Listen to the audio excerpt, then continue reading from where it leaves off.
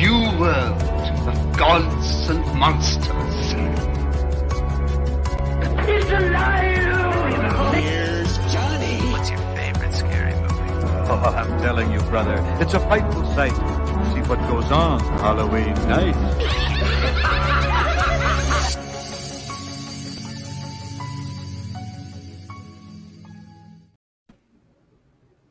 And we're back for another episode of Why We Love Horror. John, Melissa, as always, how you both doing? We love horror. Yes. Yes. Was that believable? Yeah. Yeah, we came back last week after about a month-long hiatus, and I think it went pretty well last week for our first live episode, but we are back to recording one, which we will be talking about God is a Bullet.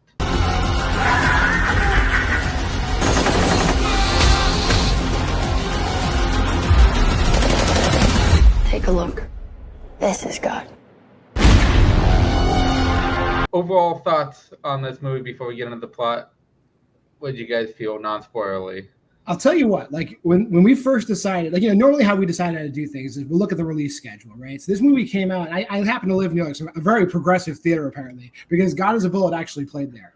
But like everywhere where Mike lives, where Melissa lives, the movie wasn't playing. So I tried to go through all my means, through all the vast dark web pirate networks, and no place had this movie, which is freaking crazy. Like it was like the most heavily protected secret.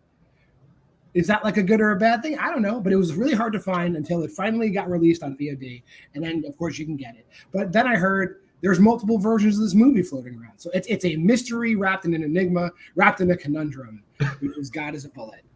What did I think? I saw it. I like it. Yeah. Melissa, how about you? Yeah, I did not like this movie, and we'll get into it more. I think it has some positives, but there's not a lot. I think the negatives outweigh the positives, unfortunately. But it's a gritty crime movie. I would say it's light on the horror. I think it's because it gets so violent and disturbing that they go, okay, it's horror. And I'm like, I don't know. Yeah, I will agree that it is very light on the horror. This is more of a thriller. But I will definitely be in the minority tonight because I absolutely fucking loved it. That's just me. But yeah, let's get straight into the little plot synopsis of this movie, which I'll take over for. Basically, it is about a guy named Bob who his ex-wife is murdered by a satanic cult, and they end up taking his teenage daughter with them. And he goes on a revenge tour of trying to get her back by using the help of Case, who was part of the group, but she escaped. And her and him go through the underbelly of this little crime world that they're part of, and they try to locate her. I think that's it. That's exactly what happens. Yeah. That's non-spoilery that I can get to with that. But yeah, overall plot-wise, what did you guys feel? How this went? Again, I'm not spoiling anything yet, but without spoiling it, like I think part of the appeal that this movie appealed to me when I saw the trailer, because I was like, oh, I like movies like this. I like movies where there's just like really just disgusting, scummy people, and they enter the lives of like innocent people, and then one person who like isn't supposed to be like a badass just decides I'm gonna fucking kill these guys. Like those movies are usually really, really, really good. I would say hard to mess up. But I'll kick it over to Melissa. Yeah, I think on paper, like, this has a lot of elements that I would tend to like cults and violence and revenge, but it just didn't stick the landing for me. I do think our lead, Micah Monroe, was definitely one of the strongest aspects. I thought her performance kind of carries the movie on her back. I think she's like the most positive aspect of this film. But unfortunately, she had to deal with a terrible script, in my opinion. I think the dialogue is horrible. The story is awful. But despite all that, I feel like she acted her ass off, and I thought she made something of it. So I appreciate her for that reason, because she kind of made this movie watchable for me. Yeah, Michael Monroe definitely held this movie on his shoulders and took it all the way. I did also really enjoy Jamie Foxx in the very small portions that we got him in. I wish we would have got a lot more with him because he was fucking great on a few scenes that he has in there, and how he was basically the connection between both worlds and especially bringing in Bob and helping him transcend to the next level in this group. The one thing, I will say, the one small portion that I thought could have been done better is Cyrus and everything involved with him. I think the cult aspect, I wish we would have got a little more with them, especially with the main cult leader, which is Cyrus, played by Carl Glusman. We didn't give it a lot from him throughout. We got little bits and pieces. We show how violent he is, but we don't really get any, I guess, motivations, I guess is the right word for it, behind why he's doing everything he's doing. We get little bits and pieces, but we don't really get a full-on view of why is he this evil motherfucker throughout this movie. He's just evil. Yeah. I think there's also touching on, like, there's a lot of good, like, character actors that I really like. Well, they're not even character actors. Some of them are character actors, some of them are actors. Like, I like Jonathan Tucker in pretty much everything he's in, like Ethan Suplee and almost everything he's in. I think the other girl is played by, she's one of the Cassavetes, Virginia Cassavetes is in this movie. She does good. But, like, but then there's, like, so much, like, there's aspects of the characters where I think it's just, like, I don't know why they were directed to be, like, over the top in a movie that is not, it's not a parody movie. It's not meant to, it's not like Hobo with a Shotgun. It's not that. But it's also like, it's supposed to be really gritty and tackling a bunch of subject matter, but this movie is not I Saw the Devil either. It's somewhere in between, and it's weird. It comes off weird. It's not bad. Like, I'm not going to say the movie's bad. It's not bad. Like, there's good stuff about it. But it's just, it's tonally weird, this movie. Yeah, I would agree. Kind of going back to Cyrus, I think he's one of the weakest aspects of the film. I think his performance comes off in a cartoonish kind of way. And it's just, I feel like in a story like this, like a revenge-based story, like, I gotta believe in the villain and, like, the motivation kind of behind that. And it was so lacking. I felt like, I don't mind there not being a lot of the cult in a general sense to, like, add to, like, the mysteriousness of them or whatever, but, like, I felt like it was so left out that I didn't even care. Like, I didn't feel scared about them. I didn't feel any kind of menace. It was more just like, these people are shitty. The end. Like, that's how I felt about it. Like, why did you do that to Jonathan Tucker? Like, why would you do that to him? Like, his character was so weird. I was like, no. And then, like, I felt relief when he died. I was like, oh, okay, spoilers. You knew he was gonna die when he came on the screen, but I felt like relief when he died. Like, thank God he doesn't have to talk like that anymore. This poor guy. Like, wow. Sorry, Jonathan. Like, I'm a big fan. Don't do that again. I will say that was a weird subplot of this movie. It's a Jonathan Tucker subplot. Like, it was just out of nowhere. They don't really explain what the fuck's going on with that, but it's just randomly thrown in between the whole Bob and Case and then Cyrus and his group, and then you got just Jonathan Tucker in the middle of it all. Yeah, it's like, throw up the spoilers, I guess. I mean, it's like he's part of their group, right? He's a Satanist. He's a badass Satanist too, but he's also like a coward, effeminate guy who they give all the money to, but they're he holds all the money and they trust him with that, but they're so readily just able to just double cross him. Well, then why did you have him in there in the first place? Like, why would you have this guy who is so easy to, like, overcome guard your money? Yeah, no, I completely agree, and I kind of agree. Like, when he died, I felt somewhat satisfied, I guess. But yeah, it just felt very convoluted and, like, not needed to the plot. But I do appreciate his, like, scream. Like, it was very high pitched. He went for it. And I will point out, and just say, like, what did you guys think of the fact that they were just trying to get this catchphrase over the entire film, that you're crossing over, to the point that, like, I just say it funnily to people all the time now. It's like, yeah, you're crossing over. Like when you're about to kill someone, I guess, and send them back to Satan, you say you're crossing over to them. But they repeat it so much in the movie that you're like, it's become like an anthem of like why the movie's wacky, I guess.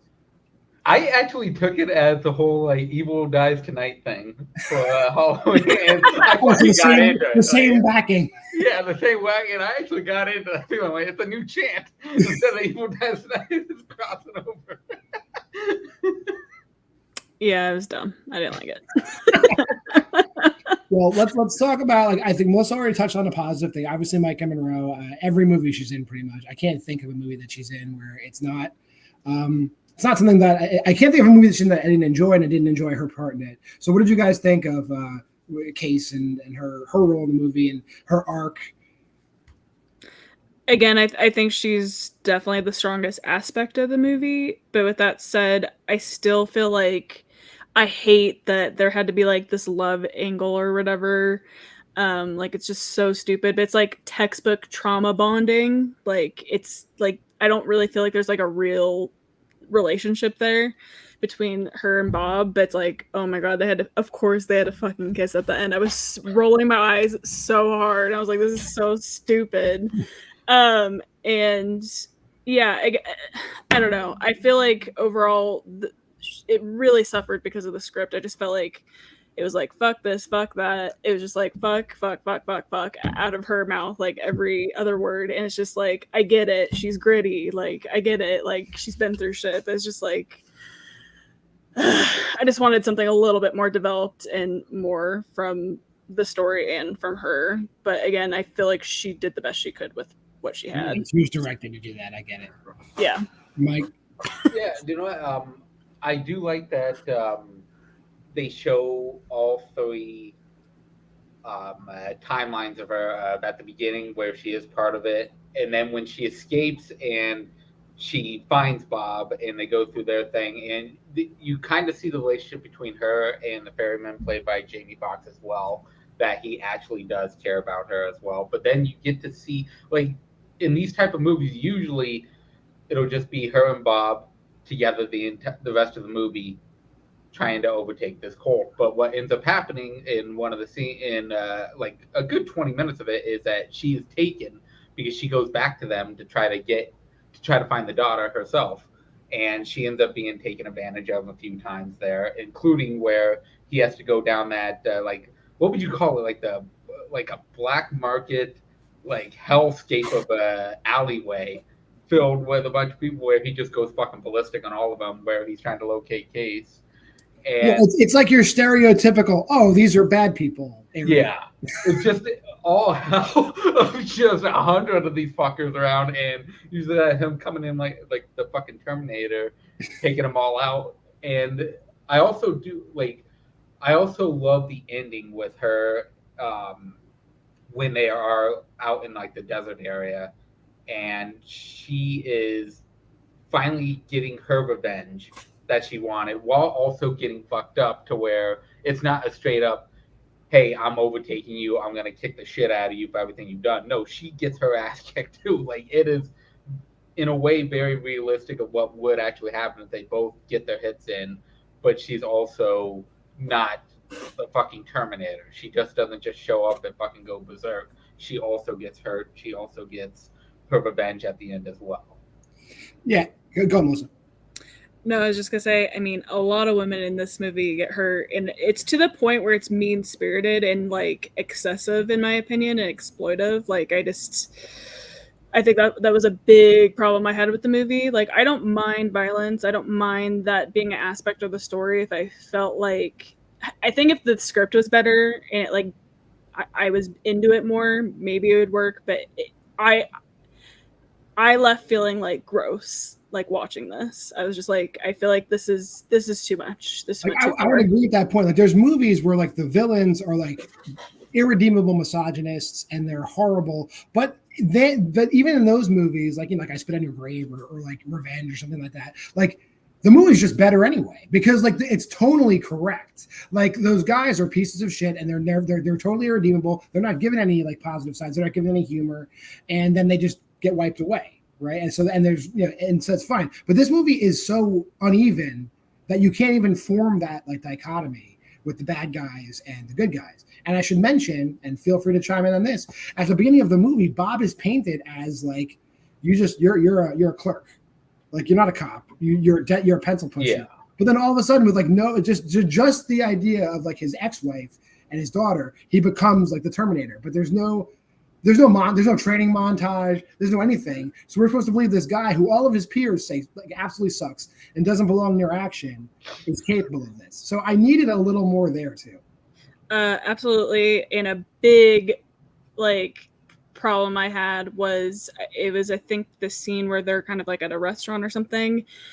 I feel like Bob's character had no sense of urgency. Like I thought you were trying to go save your daughter, and it just seems like it's very unwieldy and like, okay, I guess we'll make it there when we make it there, like type of vibe. I was like, are you kidding me? Like, why isn't he just like going for it? And like he made a comment in that restaurant scene like, well, I guess I might just need to face the facts that my daughter might be dead. And it just felt so like emotionless and like so shoehorned in, and it bothered me so much. I was just like, it doesn't, I don't get the feeling that he even cares that his daughter is alive. Like it was just so like a nonchalant comment. I was just like, what is this movie? I'm getting angry. Like, sorry. I think with that, I do agree in some aspects, but I also think it's that fact of them, like, yeah, the script doesn't do it as well, but I think it's them trying, at the beginning especially, them trying to show him coming to terms that she may not be alive because of everything that he's seeing, everything that he's hearing. And then the moment he knows that she's still alive, that's where it picks up, and that's where he actually goes full-blown, I'm gonna fucking do whatever I gotta do to get her back. But at the beginning, especially after seeing his ex-wife, I look at it as he doesn't fully believe that she's still alive, and that he wants to go after her, but at the same point, he's keeping expectations minimal just in case she isn't alive, because that'll affect him even more than it already has. Right. And leaning into that, I think I will say a positive thing. I think one of the things this movie does pretty well is like kind of like when you're going up the roller coaster, because the beginning with the child abduction in the beginning, and then the home invasion right after it back to back, like you kind of get like a false sense of like, oh, holy shit, this movie's gonna be freaking crazy. But that's all you get for like a long time. And you're kind of like, okay, when does he start kicking ass? And like you go through this convoluted like cloak and dagger shit for a long time. But the beginning is real strong. I'll say that. Thoughts? And also, it's a Christmas movie. Yes, it is. Just like Inside. Oh yeah, the beginning is fucking incredible. I love the two openings, which is the abduction and then the abduction of the first child, and then the fucking home invasion, which is really strong and very like dark and gritty. Yeah, I thought that was going to be the tone. Go ahead, Melissa. No, I was just gonna say, yeah, it was pretty brutal. But then I just felt like, again, this movie doesn't have a lot. It's a very soulless movie for me, and I think that's why I have a problem with it. Like I understand like what you were saying, Mike, in regards to like keeping his expectations low. I understand that, but like I just didn't get any type of feeling that he even cared that his daughter was alive, and like that was the problem. It's like, okay, that's fine, but just it felt so cold with the delivery. And I'm just like, I don't know, man. I don't know. And I will say, like, when he finally finds his daughter and they're going through, and we'll get to the finale soon, but when he actually finds his daughter, I'm not sure, again, like, the direction's odd. Like, she wasn't, like, underground in this cult for, like, years. It's, like, what, weeks, maybe? Probably weeks. And she's already, like, totally, like, you know, incident in a ghost land catatonic over the whole thing, which is, like, I'm sure that can happen. I'm sure that can happen. But like, I would think she was only in a short amount of time that there would still be some kind of hope, especially knowing that her father's still alive, because her father's still alive. Like, I don't know. It's a weird direction for me personally. Yeah. How did you guys feel about the tattoos?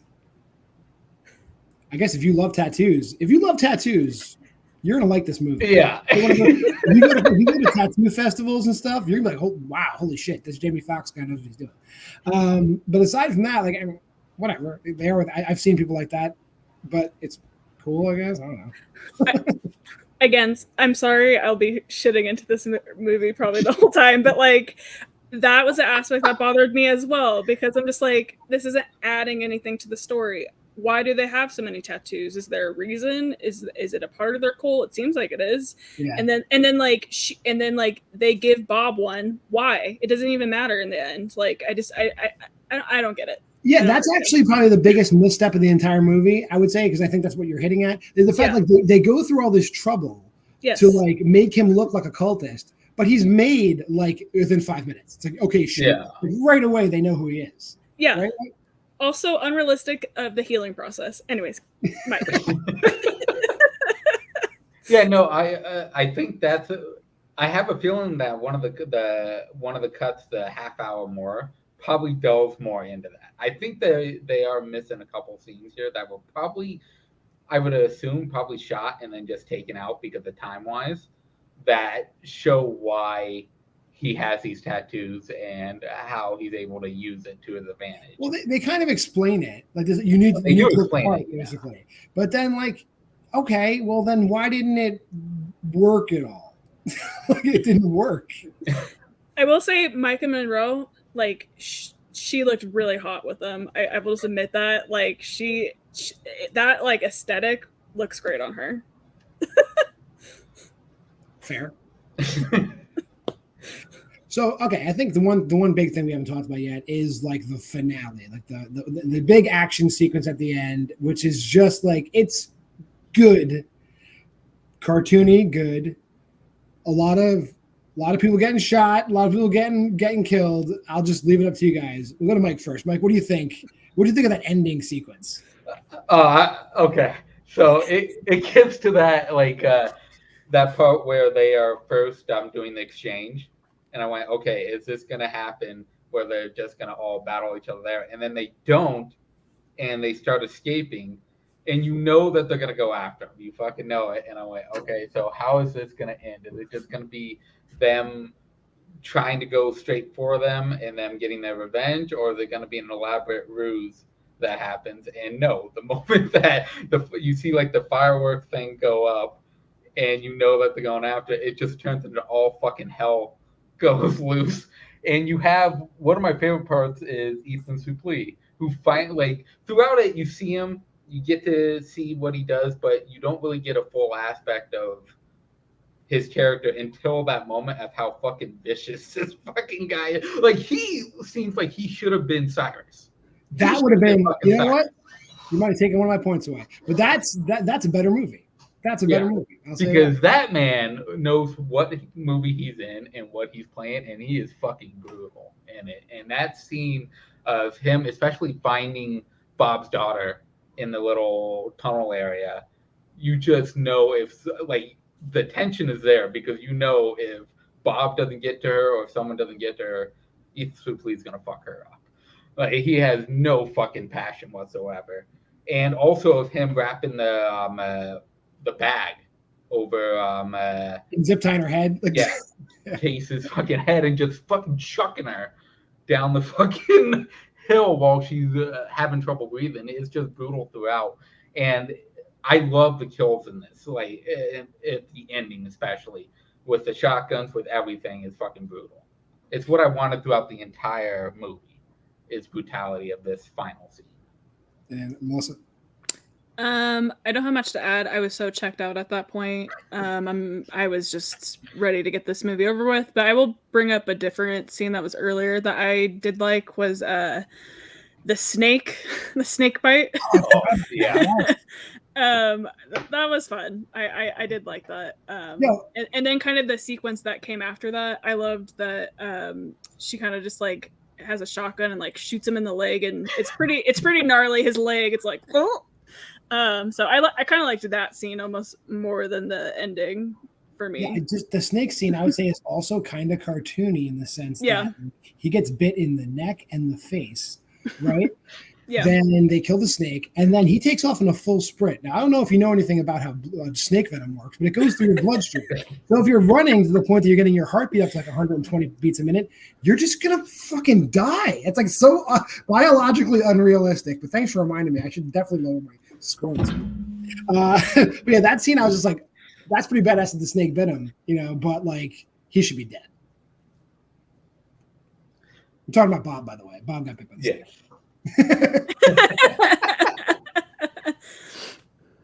Mike, anything on that? Oh no, I thought the snake fight scene fucking great. Yeah, he should have been dead for sure. But I think the mixture of it being down to earth and cartoony at the same time in that scene worked really well for that. Yeah, and I will say, like, getting back to the final fight, or the next to last fight, I guess. Yeah, the next to last. Yeah. The other thing about that scene that's convoluted is like they have a deal, right? Like the deal is like, you give me Case, I give you your daughter, and then like 2 lines into the negotiation, Case is just like, no, fuck you, we're not doing that, and they let him go anyway. It's like, what? Like, or you should shoot them. I'm not rooting for the bad guys, but shoot them. And so that happens. And then the final thing that I think is like ridiculously cartoony is like, obviously Cyrus gets away and they come back for him to kill him later. And when his death is the most Looney Tunes, like Roger Rabbit shit, like they shoot him and his body gets like clearly on a cable, like Matrix, pulled all the way across the fuck out of here with that. Like, it looks cool, but that is not how that works. He's been blown backwards in his chair, and that's it. And again, it just seems like there is some religious or aspect or just something more with this cult of like what they're about. I feel like in that scene specifically, and it's just like, I don't really get why he's like saying all this stuff. Like, just again, I feel like they didn't explain it enough. And again, I'm all about like, I don't need things to be explained all the time, but like I needed a little bit more here with the cult. Like I just didn't understand what they were about. All right, we'll go around one more time. Like, final thoughts. Is there anything that we missed? Melissa, I'm sure you have plenty more in the chamber. What do you got? What didn't we talk about? I really don't have much more, to be honest. I guess the one thing is, how did you guys feel about, I think it was when they were in that restaurant or whatever, Case kind of, the God is a bullet speech. Like, what did you guys think about that? Because I thought it was ridiculous. It did, like, this is God, basically, is what she was saying. And I'm just like, here we go. I feel like there was I never read the book. Like, I didn't read the book. This is based on. But like, I feel like a lot of the missteps were probably the director trying to be faithful to the source material when he probably shouldn't have done that. Sure. I think it's that thing of him adapting this, but wanting to do it his own way, but also trying to keep, like you said, to the source material, but him looking at it going, I actually want to just do whatever the fuck I want to do with this. I don't really give a shit, but I will put these random things in there to connect it to this book. But I have not read the book. I will say that much. I have not read the book. So the book could be adapted straightforward. This could be exactly what the movie is. Dream. Yeah. But I don't think it is. I think he took the biggest aspects of the book and just made it his own from what it feels like. Yeah. I mean, and it's Nick Cassavetes, and like we know his work. So it's like, it's weird to me because, like I've seen like, John Q and movies like that. Like there's nothing like that. I mean, sure, Denzel Washington's all over the top of the movie, but it makes sense because his kid's dying. But this movie, a lot of the over the top shit does not work like at all, So I don't know. I guess it's his trade. There's some trademarks in here, but like they're misapplied. Yeah, he has a weird filmography in genre. That man can go through genres like anything. And It's like he doesn't have his own style because he goes all across the board that I can't really nail down an actual style for that man because it's just all random. You look at his filmography, there's a bunch of random fucking movies in there. I forgot that he is The Notebook not over the top? I mean, just looking at it, it seems like his through line is based on a true story or book adaptation. Inspired by a true story, yeah. Yeah, I guess so. So He's an adapter. He's an adapter. yeah, adapter. Well, I guess Melissa, you could take us on to the next part here. Okay. I guess should I throw it up? My little thing throw I it made? Okay.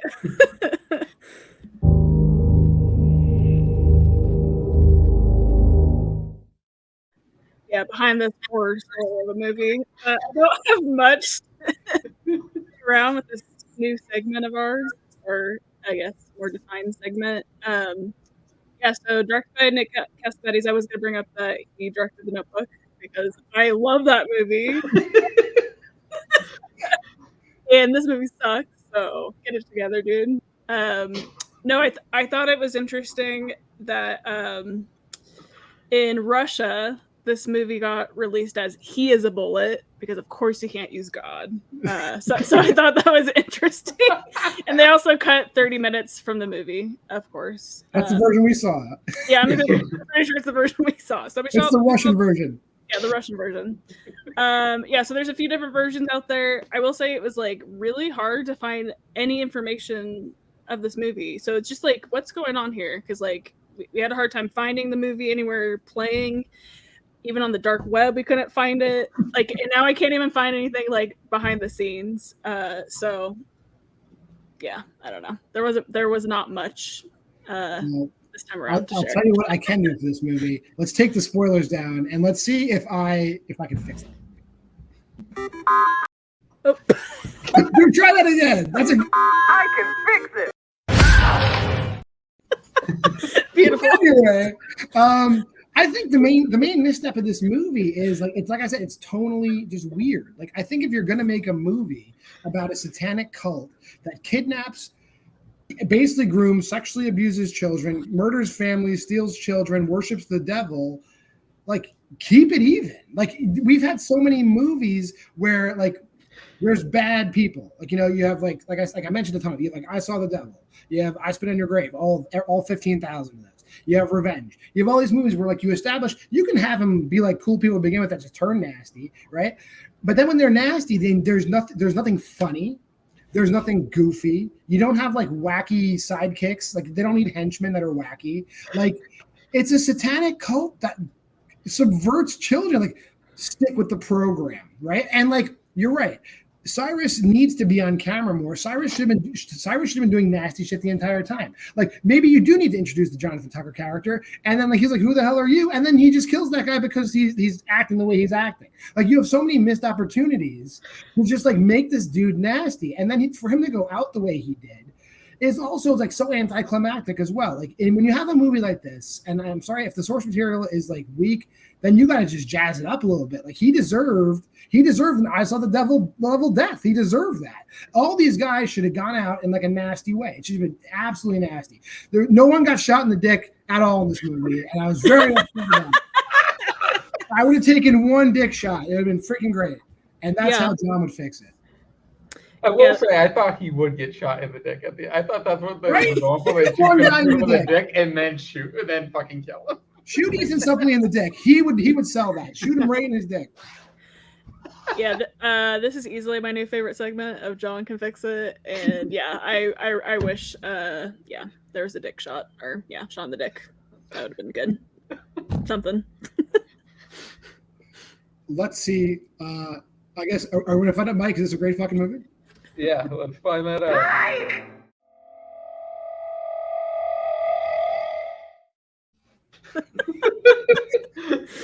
Yeah, we're going through VHS tapes instead of regular like stars or anything. We go through VHS tapes, half a VHS tape to 5. 5 is a great fucking movie, and yeah, you know what? Goofy and all, I fucking love this movie. It was ridiculous in the best ways possible. The fucking death at the end, I'll fucking take it. I love him flying through the fucking air like the fucking Matrix. It's so ridiculous. But yeah, I gave it 5 fucking VHS tapes. I absolutely love the entire journey of this movie. It's fucking stupid as shit at some points, but I am fucking there for it. I am there for it. Jamie Foxx rules all. Ethan Suplee, give me more Ethan Suplee as a fucking demented dude like that. I will take that all day. Let's go, Melissa. Oh, no, let me go for Melissa because I know we know Melissa's going to say. Yeah, We let's save go that for John. last. All right. This is one of those rare movies on Letterboxd where I rated it a 3, but I liked it. Right? Because that's a kind of like a hard line for me. There's movies that are 3 because they're good, but I don't like them, and there's movies that are like a 3 and they should be less, but I like them. But I can't rate anything less than a 3. I can't say I like it. 3 based totally on concept and a few things that made me laugh and snort soda out of my nose, which I shouldn't have been doing during this movie. I should not have been doing this. This should have been like, oh shit, the entire time.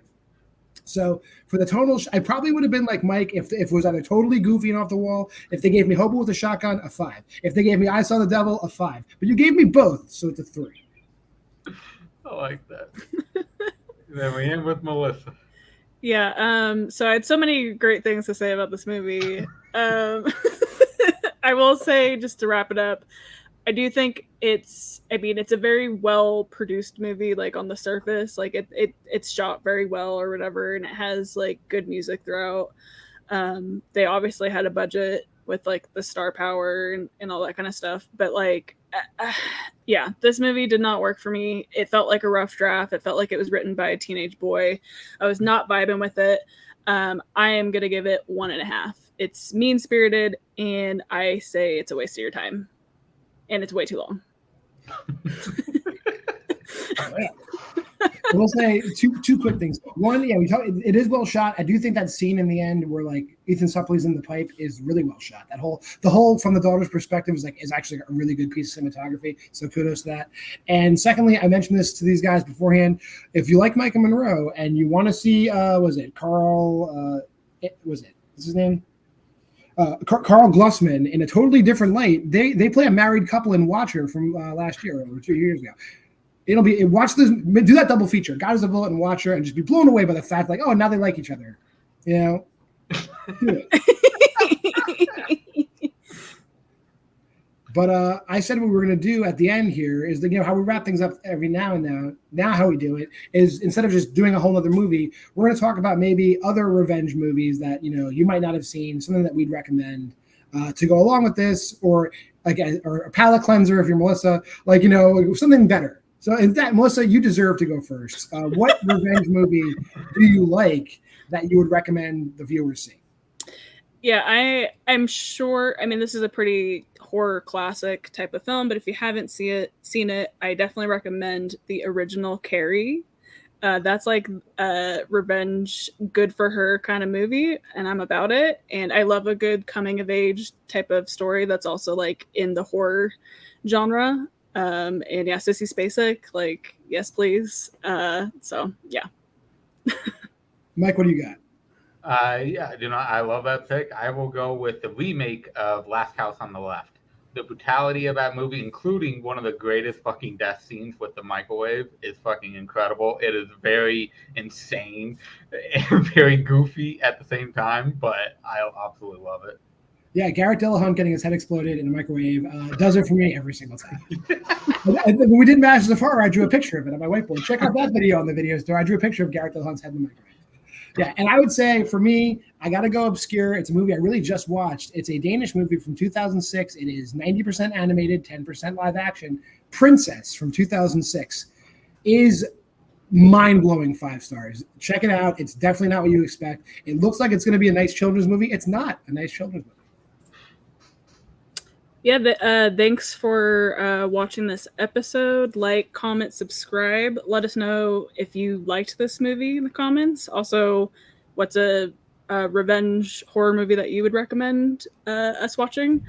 And yeah, stay tuned to all the stuff that we do at the video store. There's always new shows coming out all the time. And watch more horror movies.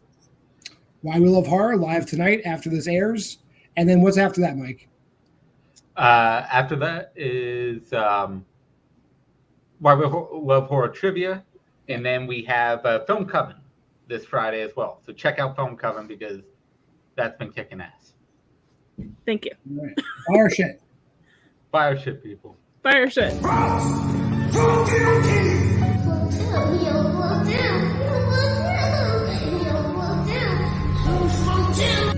Why, she wouldn't even harm a fly.